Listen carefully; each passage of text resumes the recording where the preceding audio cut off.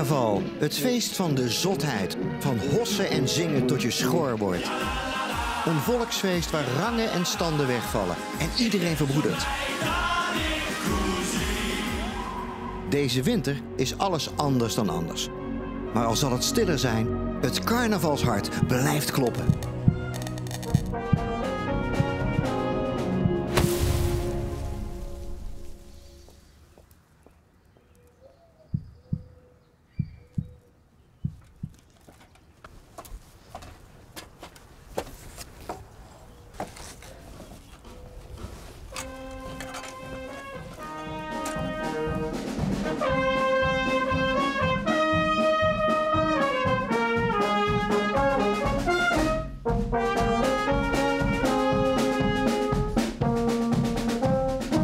Dit is de familie Loeven uit Schaik. Alle 5 spelen ze tijdens carnaval in hun eigen dweilorkest van varen of blaaskapel. Een familie met een groot carnavalshart. Carnaval is het feest van het jaar. Het verbroederingsfeest doen we met z'n allen, maken we met z'n allen en vieren we met z'n allen. Het kriebelt al vanaf 11-11 bal. Dan begint die adrenaline al door je aderen te lopen. Daar leven we echt naartoe, gaan we dit jaar missen. Carnaval hoort erbij, hoort bij het leven. Peter en Lisette hebben een loonbedrijf en alle 3 de kinderen werken mee. Hun grote schuren komen voor de voorbereiding van het carnaval goed van pas in Schaik. Deze schuur die ruimen wij leeg voor de carnavalsgroepen, dat ze hier de praalwagens kunnen bouwen. Hoe ziet het eruit normaal gesproken in deze tijd nu? Nogal wat kratjes bier, veel gaas, staal, onderstellen en bouwers.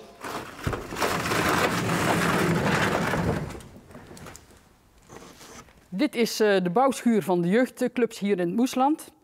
Elk jaar bouwen we hier circa 5 clubs in de leeftijd van 12 tot 16 jaar. Vanaf oktober tot aan carnaval zijn er op het erf van de familie Loeven zo'n 30 mensen in weekenden en avonden bezig met het bouwen van praalwagens voor de grote optocht.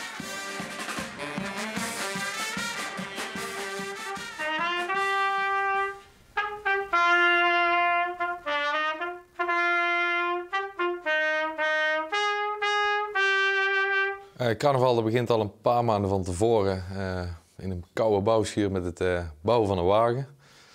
En dat is eigenlijk een traject wat maanden duurt richting de carnaval toe. Om 5 dagen met z'n allen een gruwelijk feest te kunnen maken.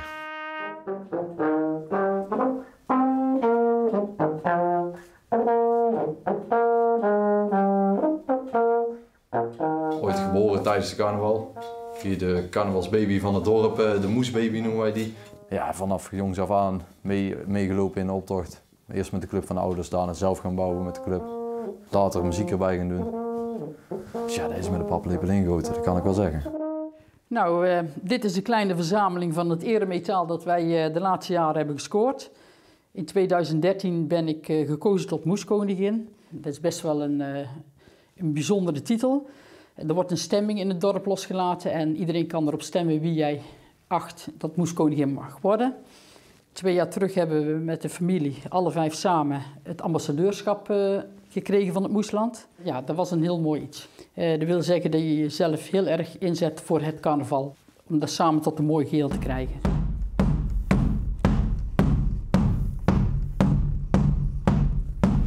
Wat maakt het zo mooi? Het samen zijn, het samen vieren, het samen een optocht doen. En de prijsuitreiking, gewoon het gehele feest.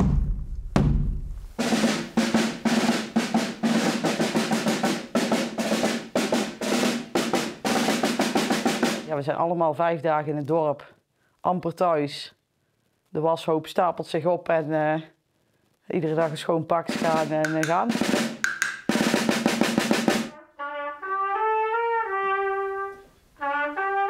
Omdat de kinderen in de opleiding bij de fanfare ook muziek zijn gaan maken, dacht ik, ach, dat is leuk, dat ga ik zeker proberen. En hoe oud was je toen? 40.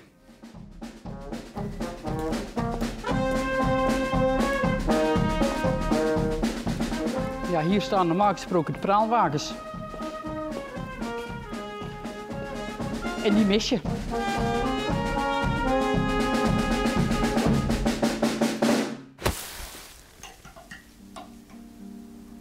De meeste prinsen, zoals je hier op de foto kan zien, die hebben eigenlijk smoking aan. Maar traditioneel zijn, zoals Kian hier zie je dan echt een traditionele pak. We hebben apart moeten laten maken, want in zijn maat is dat natuurlijk niet te krijgen. Dit zijn alle orders.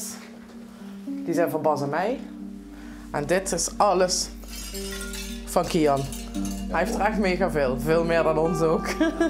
Vorig jaar waren Bas en Mandy van de Kuit het prinsenpaar van carnavalsvereniging Molenberg. Hun zoontje Kian was de jeugdprins. Overal waar hij binnenkwam, keek iedereen gelijk naar hem. Iedereen had de aandacht op hem. Logisch ook. Ik bedoel, hij was 1 meter groot en hij was gewoon prins. Weet je. Het was prachtig. Je zag meteen waar hij liep. En als we in de grote zaal Kian kwijt waren, want dat gebeurde nog wel eens, het was echt grap met zijn korte pootjes. En je was hem aan het zoeken, dan moest je gewoon kijken waar hoofden naar beneden keken, want daar was hij. Wij hebben echt in de schaduw van hem gelopen hoor, want hij stal alle aandacht. Prachtig, ja.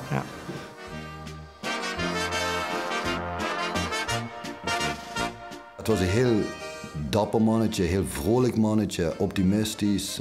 Hij heeft nooit een beperking gezien. Hij heeft gewoon gekeken naar de opties die hij wel had, niet wat hij niet had. Hij stal ieders hart. Ja, geweldig mannetje. Hij is veel te klein geboren. En toen had ik zelf al het idee, die is ziek. De dokters bleven volhouden, dat groeit hij wel bij. En ja, na 9 maanden kwamen we er eigenlijk achter, doordat ik steeds naar de doktoren bleef rennen van hij groeit niet. Hij is iedere keer ziek, ieder griepje dat ving die op, noem maar op. Zijn ze genenonderzoek gaan doen en toen zijn ze er eigenlijk achter gekomen dat hij een soort van dwerggroei heeft. Dwerggroei. Maar niet alleen dat. Kian lijdt ook aan een ernstige longaandoening. Mandy en Bas weten dat hun zoontje niet oud zal worden. Hier dansen we op ons liedje. We zijn 3 jaar geleden zijn we getrouwd. Voor de nep. Wij wilden altijd met mama trouwen. En altijd als we wat bijzonders hebben, dan zingt hij dat voor me en dansten we samen. Geestelijk lag hij ook achter. Hij was 12 jaar, maar geestelijk zo 3-4 jaar, schatten ze. Ja. Je krijgt een kind en je gaat voor dat kind alles doen wat mogelijk is. En ja, hij heeft een beperking. Wij hebben het nooit zo ervaren. Weet je, op de een of andere manier, je groeit daarin mee en ja, weet ik niet, voor ons was het normaal. Voor ons was het ook gewoon onze kleine etterbak. Mandy en Bas hebben een ballonnenbedrijf en ze versieren tijdens carnaval vele feestzalen en cafés. Kian ging altijd overal mee naartoe. En vanaf toen is hij eigenlijk ook wel echt beginnen te zeuren van mam, ik wil ook prins worden. Toen dacht ik, ja, komt nog wel. Ja. Vorig jaar ging zijn droom al in vervulling. Kian werd jeugdprins, met zijn ouders als prinsenpaar en zijn beste vriendinnetje als jeugdprinses. En ze maakten alleen maar selfies, die twee. Hij heeft ook een hele hoop TikTok-filmpjes met elkaar. Kijk. Hij was ook echt verliefd op Sanne. In zijn ogen waren ze echt vriend en vriendin. Sanne niet. Sanne was meer het mamaatje. Nou, dit is de prinsenwagen van CV Molenberg. En hier hebben wij de optochten mee gelopen. We hebben de wagen nog moeten aanpassen. Hè? Ja, de wagen was boven in de toren. Hij kwam niet met zijn kopje boven de toren uit. Dus we hebben nog plankjes of een bankje of iets hebben we moeten maken. Ja, zodat hij boven die toren uitkwam en ook snoepjes kon gooien. Ja. Dit was zijn plek, echt letterlijk hier in de hoek. Dat hier de bakken die waren dan gevuld met snoep. En die heeft hij echt in een recordtempo leeg kunnen gooien. En dat heeft hij ook echt gedaan. Het kind heeft snoepjes gegooid, het was helemaal geweldig, nog niks aan de hand. En zo eind maart, begin april hadden we zoiets. Ja, dat is iets niet goed, iets niet lekker, hij gaat er wat achteruit. En dat werd met de week slechter en toen waren we naar de arts aan het lopen en naar het ziekenhuis aan het lopen. Hij kreeg steeds minder lucht. En eigenlijk in september kwamen we er dan achter, na een hele hoop onderzoeken, daar zat iets in zijn long, maar we wisten niet wat dat iets was. Kort daarna werd ook zijn andere long aangetast. En dan krijg je de grote gesprekken van hij heeft nog maar dagen wat gaan we doen? Wat willen jullie? Wat wil het kind? Ja. Kian's grootste wens was naar huis komen. Want Kian zei altijd, daar is iedereen blij. Daar word ik weer beter. Daar was hij ook van overtuigd. En dat hebben we gedaan. Op een gegeven moment zag ik een berichtje van Mandy op Facebook dat het wel heel erg slecht met hem ging. En ja goed, ze wisten niet hoe en wat natuurlijk. Maar... En toen zat ik aan de keukentafel en ik dacht van, nou hier moet ik iets mee gaan doen. De traan liep me over mijn wangen. En ik denk, ja hier moet ik gewoon iets mee doen. En toen had ik een idee bedacht van, om een kleine mini-optocht voor hem te organiseren met prins en prinses, omdat hij daar zo gek op is. En dat gebeurde. Op 10/10/2020 kwamen prinsenparen van Zuid-Limburg in vol ornaat naar Kian toe. Het bijzondere van dat is, voor 11/11 mag je normaal absoluut niet als prins de deur uit. En die hebben ze dus wel op 10/10, dus 10 oktober. Zijn eigenlijk alle prinsen en omstreken, en dan praat ik over Heerlen, Kerkrade, Brunsum en Landgraaf. De meeste prinsen zijn hier geweest om Kian een vastelovend groet te geven.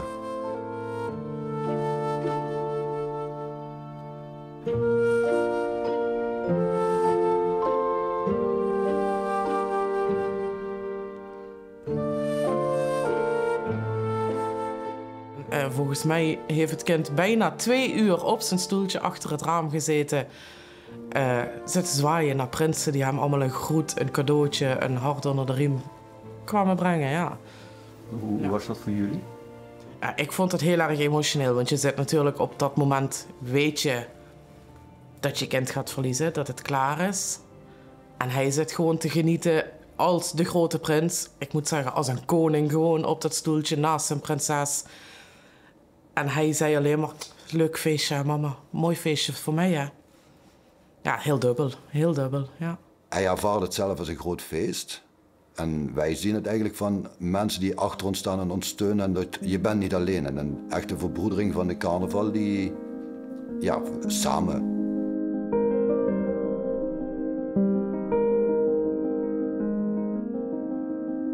Dit is echt carnaval. Ja, dit is waar carnaval ook om draait.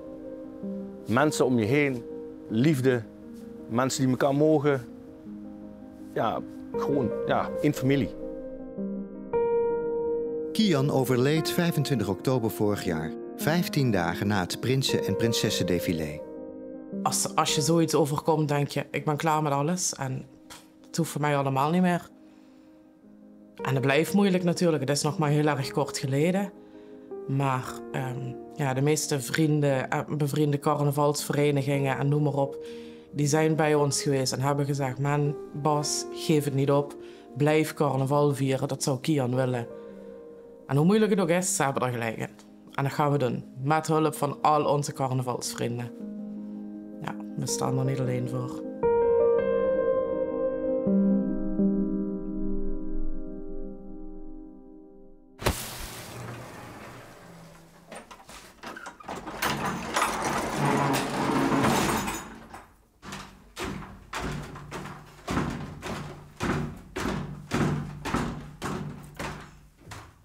Dat was van het 2e jaar, het 3e jaar, het 4e jaar, het 5e jaar, het 6e, het 7e. En dan had ik de tijgerpakken allemaal, die foto's heb ik beneden.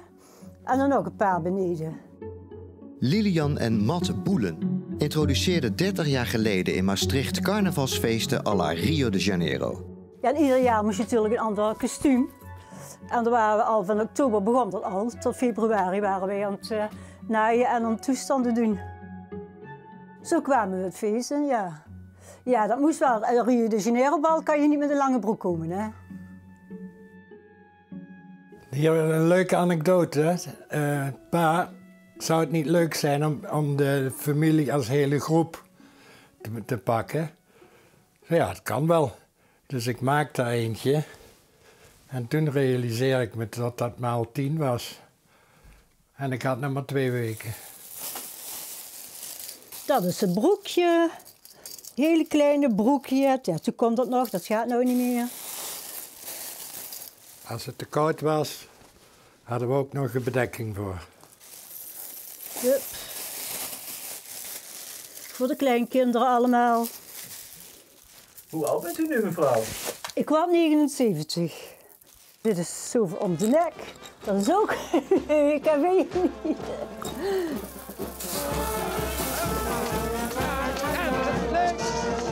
Matt en Lilian hebben 3 kinderen en die kregen carnaval met de paplepel ingegoten. Er bestaat nog een film uit 1973. Carnaval bij het gezin Boele. Destijds uitgezonden bij Avro's Televisier. De carnavalspret begint eigenlijk al midden in de winter. Je groeit er gewoon naartoe. Matt Boele en zijn vrouw Lilian beginnen al maanden van tevoren met het maken van plannen en met het doen van inkopen. Ze behoren tot de echte Maastrichtse carnavalisten en hebben daarvoor al menige onderscheiding verdiend. En wat de kinderen betreft, jong geleerd is oud gedaan. Want dat wisten ze al van 2 jaar af in een kinderwagentje. Ja, die zijn ermee opgegroeid, hè. Van 2 jaar af, toen ze konden lopen, begon het al. Welkom bij de speciale voorstelling. U mag naar zaal 1 doorlopen. Veel plezier. Graag gedaan. Graag gedaan. De familie heeft de beelden van toen nooit meer teruggezien. Ze gaan in een speciale filmvertoning bijna een halve eeuw terug in de tijd. Op het titel kun je het niet. Zo, wat mag je maar zeggen wat je moet hebben? Maar bij welke winkel is dat? Op de Grote Graag, maar ook in de winkel. Ah. Ja, dat is goed. Nee, voor die bulkjes op de goeie. Bulkjes?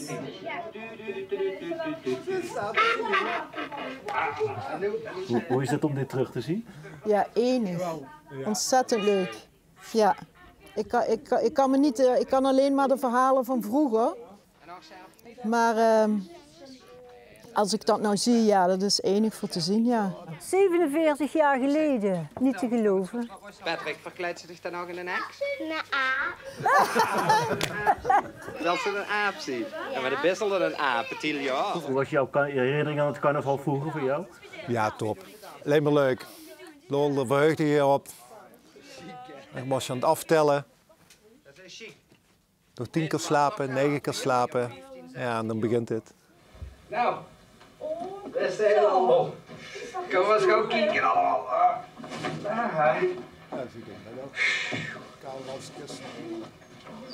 Welke show, verschrikkelijk. Een paar kleine stukjes komen we terug naar boven toe, maar ik was toen net 10 jaar. En je ouders nog piepjong? Ja. Hij is in één keer al ontwerp. Ik heb al eens goed afgedankt. Het was 1973. De Rio-feesten moesten nog worden uitgevonden. Maar zelf kostuums maken hoorde er toen ook al bij. En de plannen werden altijd gemaakt in het café van Matt en Lili. Jongens, luister. Het proefmodel. Het moet nog langzaam. We hebben het door Bert gemaakt natuurlijk, want Bert is een ster van de kern. Uiteraard komt er nog. Ik ben nooit in de opdracht meegegaan onverkleed. Dat kon niet. Mensen die niet verkleed waren, waren herkenbaar door ons. Dat waren Hollanders. Niet in zijn min hoor, want die waren het volgend jaar ook met een mooi pakje aan.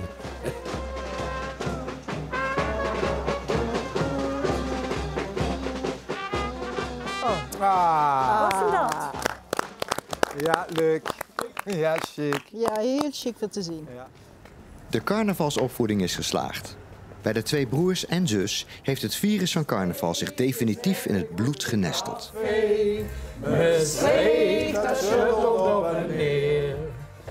Vader Matt schreef zelf ooit een carnavalslied over Maastricht. Het werd een nummer 1 hit in de stad en klinkt nog steeds met carnaval door de speakers. Maastricht is een goede café en schuddelt wij dag op en neer. Leef vastelovend, vierend volk van Maastricht. Nu gaat er niks gebeuren. Maar we weten zeker tot in 2022 dat Maastricht weer een goede café wordt. Hou Pim! Hou Pim! Maastricht is een goede café en schuddelt wij dag op en neer. Is genoeg. Morgen in Carnavalshart. 40 jaar LVK 2020.